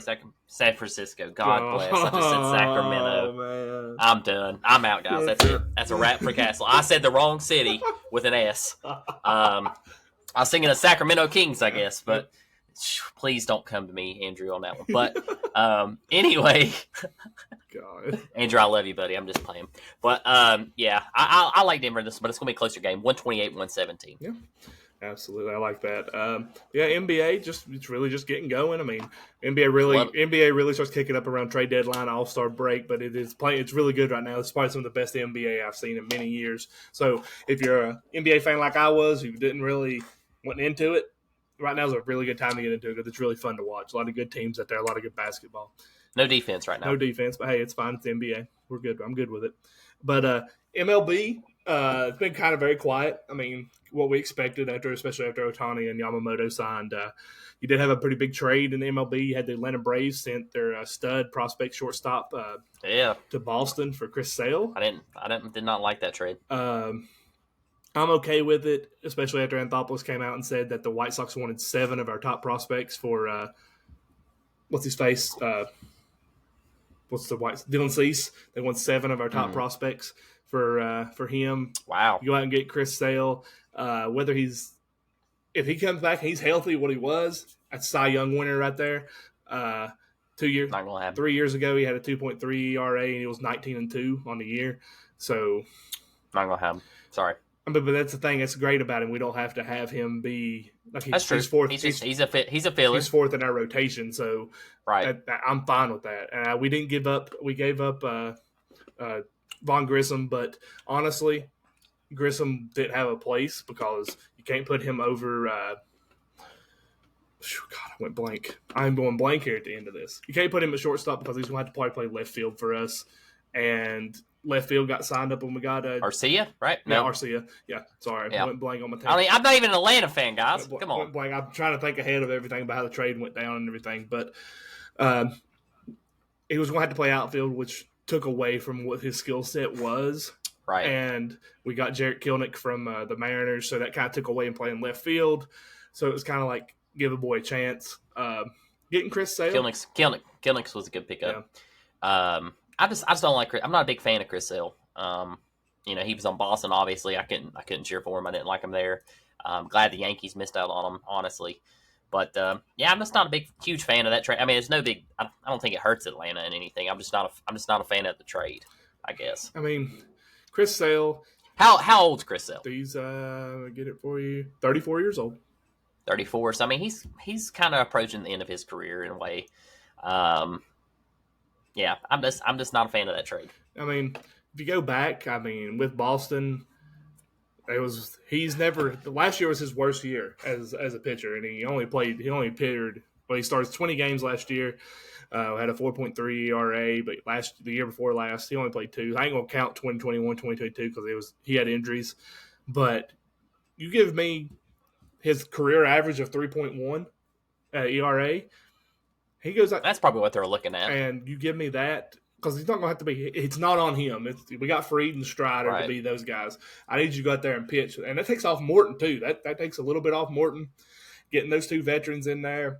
Chris Sale comes in with Atlanta's offense because you got to think Boston hasn't been the last couple of years had that offense that they typically have. I think it's a good fit. I think it works. I think it's another genius move by Anthopoulos. We didn't give up much. We didn't lose much, and Boston's paying his contract, $17 million of it. So another non-worry with money. And if it don't work out, we can trade him, and Boston's still paying that contract to whoever we trade him to. So we're not hooked to it. So I'm good with it. That's where you win. I'm just not a big fan of Chris Sale now. I mean, I just think he's past his prime, in my opinion. It shouldn't fade. It's not going to hurt Atlanta, is what I'm getting at. But I don't know. I'm just not a fan of the trade. I mean, to his their own, man. You can. Yeah, to each their own. I guess that's my opinion. But yeah, but the good thing is, I mean, you didn't have to give up anything like you're saying. I mean, you did give up Von Grissom, but to put it in perspective, Charlie Morton's 40. How old's Grissom? Charlie Morton's 40. Yeah, but Chris, I'd be very surprised if Chris Sale makes it to 40 in the league. I mean, I'm just being honest. I could say that. I mean, but now he don't have to be that guy. I mean, Boston brought him in to be the ace. And how many years y'all sign him? 1 year? It's still on the same contract, so it's a 1 year deal. 1 year, okay. Unless we decide to do an extension. That's what I'm saying. Like, he could be expendable. Like, we're not hurting as far as money wise with him. But just for Grissom is he's 22. Yeah. I mean, he's the shortstop of the future he's your next. He'll do good. He'll do good in Boston. He's Nomar. I get what Boston's going. They want Nomar Garciaparra out of this. Yep, I see it. Yeah, absolutely. Good trade by Boston. I mean, I think it's a win-win for both teams. I know I did see ESPN gave Boston a C- and us an A+. I think it's more of a win-win, but they said that them losing B and B. They said that them losing Chris Sale really hurts their rotation because now where do they go? So I don't follow Boston's. I don't follow. Boston's done terrible. I don't follow Boston. You need to ask Boston fans. They've done terrible. I've talked to Billy about it. See what he says. Terrible. What his opinion is of it. But I'm happy with it. Again, we didn't need to go out and get the big picture. I wanted the big picture, but this feels our rotation set. And no big contract. If you told me last year that our pitching rotation is going to be Spencer Strider, Max Fried, Chris Sale, Charlie Morton, and Bryce Elder. Yeah. Okay. That's great. It's just not the same Chris Sale. But it's the thing though, he don't have to be. Yeah. He don't need to be a frontline starter. I just need him to pitch 5 innings. I get where you're coming from. Yeah.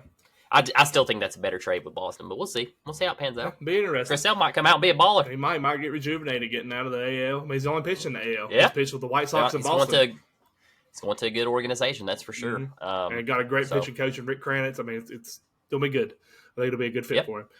Before we before we get off of this episode, guys, women's college basketball. Hang on, I got a couple more baseball questions before you get right into. You got a. What's that? Your daughter behind you there, or is that like, am I seeing like exorcism stuff going on? Shoo, thought my eyes were messing with me. What, baby? Okay, you look for it. Kids. Shoo, scare my eyes right there. I was like, what's going on there in the corner of your screen? I was like, that's not a dog. Yeah. But anyway, yeah, Blake Snell, landing destination. Where's he going? Blake Snell, I seen it the other day. Boston. You think he's going to go to Boston? Boston. Really? I think San Francisco could finally get one. Maybe. I think he might go to Boston Giants. needs a rotation. Boston needs it. Yeah, they need it bad. He could also come to Yankees. See what we got saying. See if we got anything on Blake Snell right now.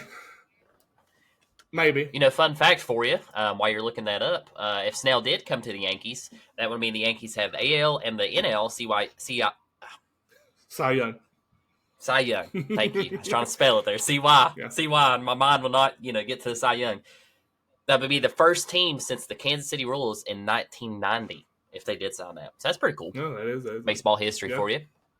I like that. Let me see. I'm trying to see if there's just anything on him as far as Blake Snell. Yeah, Giants or Yankees is what I'm leaning towards. I don't think the Yankees are going to swing it, honestly.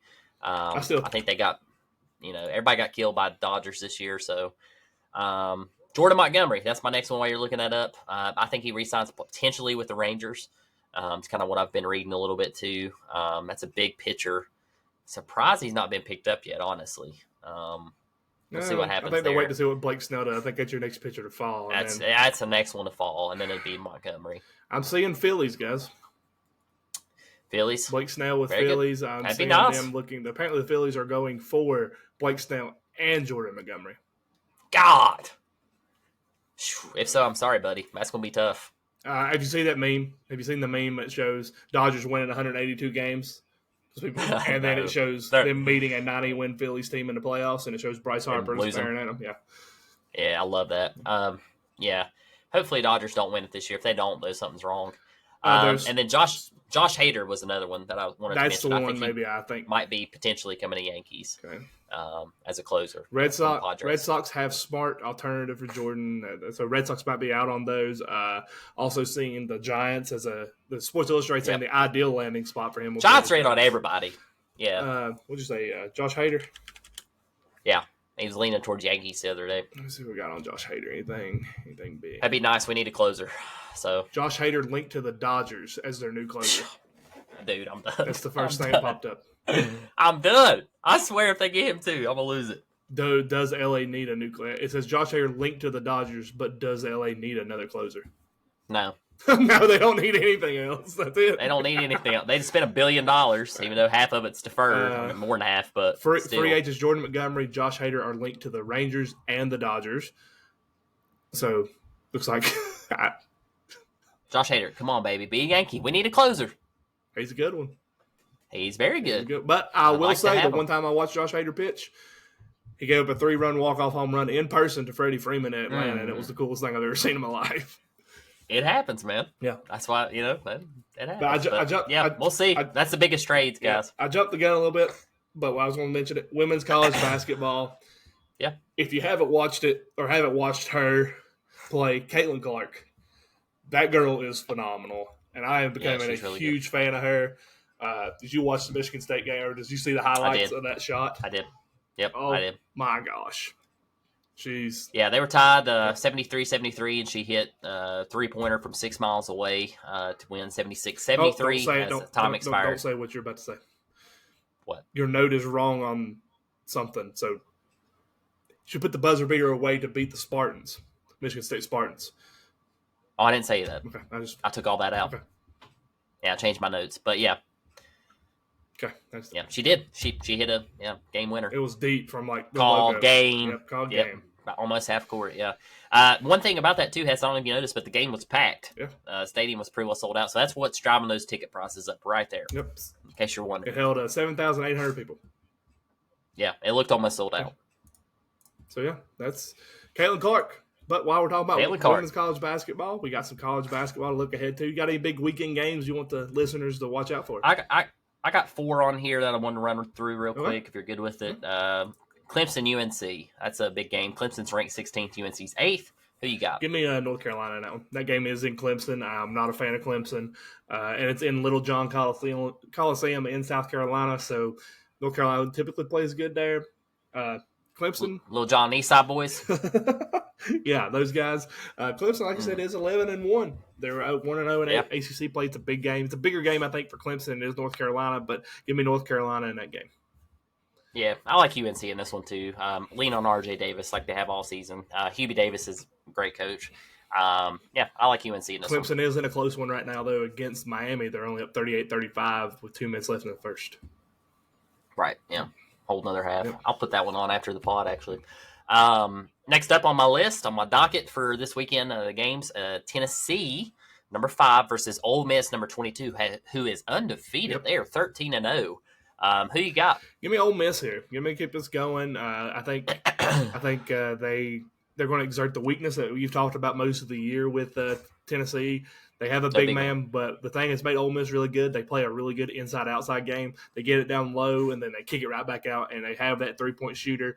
So I really think Ole Miss wins this game. But I think it's really close. It's going to be tough to win Thompson-Boling Arena, but give me Ole Miss in this game, 72-69. Yeah, you said something key there. I never picked against the Vols. You know this, but Ole Miss did beat NC State by 20. So that's something to note this season. So I think that's big. But give me the Vols.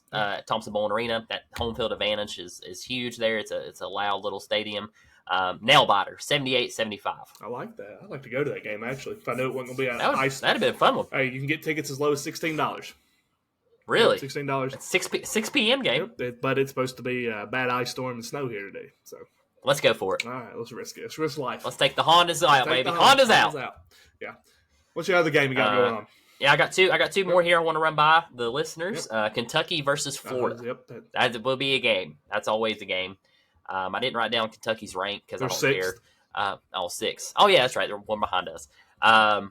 Yeah, I got Kentucky in this game. Florida will play them tough. It's going to be very close, 68-65. 68-65, I like that. Give me Florida with the upset here. This game's in Florida. Kentucky, they've been streaky all year. I want to see them start out the SEC 0-1. And this is their first SEC game of the year for them. So give me Florida in this game, 58-56. 58-56, 68-65. Actually, Kentucky's probably going to score more than that, honestly. They got a very high potent scoring team, but we'll see. Florida's defense shuts them down. We'll see. Yeah, I'll go with my score prediction. I like it. And then the last game on the docket, and we're right at an hour and a half. Duke versus Notre Dame. Who you got? Duke versus Notre Dame. Give me Duke in that game easy. Give me Duke in that game 84-63. It's going to be a tough game. Notre Dame always plays Duke very tough. I think it's going to be closer than you think, but I think Duke does pull away like they did against Syracuse last night. So, yeah, give me Duke 81-74. They pull away in the last minute. I like it. The game is in South Bend. But, yeah, for all you local listeners, guys, Saturday's going to be a great day to kind of just sit back, wrap up in your sweatpants and your blanket, turn your gas logs and your fireplace on, and watch some good college basketball. There's a lot of good games. One more I want to just throw out there. It's a late game. Colorado State versus Utah State. Colorado State is ranked 13th in the country, but they're playing 13-1 Utah State. And I think that game's going to be really, really close. But I think Colorado State pulls it out and again, 72-65. 72-65. You said that was Colorado State versus who now? Utah State, 13-1 Utah State. I like Colorado State. I think they pull that one out. That'll be a high-scoring game, too. Probably 81-73. I like that. And one more is just on there if you want to watch it, 3 o'clock ESPN Plus, undefeated James Madison. I feel like we said that a lot this year. They play Southern Miss in the Sun Belt game. It's their second one of the year. Give me James Madison in that game. Pretty easy. Southern Miss 67 on the year. Yeah, JMU, hands down. I like it, man. Like I said, there's a lot more good college basketball games out there this weekend. We got a lot of teams starting to open up. Big 12 conference play starting. Big East conference plays really get kicked in. SEC conference plays starting. So it's gonna be a fun weekend for basketball. Saturday's gonna be a great day to just stay at home, cook some fresh food, maybe fix some of Chris's homemade chili. Hey, if y'all want that chili recipe, you need to get it because that stuff is good. Yeah, it was a bomb. It was the bomb for that. But guys, that's all we got here for our first episode of 2024. Last couple things here. Final thoughts, Castle. What you got? Yeah, final thoughts is, guys. Pay attention to our Facebook polls. Like I said, we're going to be deciding if we're going to go live on Monday. So just be on the lookout for that and be paying attention to all of our social medias. Yes, absolutely. Pay attention to our social medias and our Facebook polls.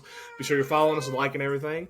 And other than that, guys, thank you all for everything. 2024 is going to be an absolutely incredible year here at Tyler's Talking Sports. We got a lot of big things planned. It's not going to be just Tyler and Tyler for a couple episodes. It could be Tyler, and so and so and so and so.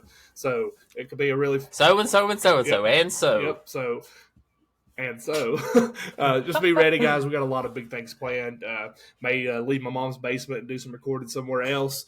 You might see me and Castle record an episode or two together, side by side. Yep. Plan on doing a lot of lives, not just college basketball, NFL, MLB. Might see us do NBA All-Star Dunk Contest. McClung's in it. Might see us do that. I think that would be something fun to do. But yeah, throw out your suggestion to us, guys. Throw out corrections to us. Keep those coming. stuff he wants to talk about, throw it out to us. We love it. Thank you all for everything. And for the last half of 2023 that we were there, let's continue to grow. Let's continue to go. Tyler's Talking Sports. I'm out. Tyler's Talking Sports, and he's out. See y'all.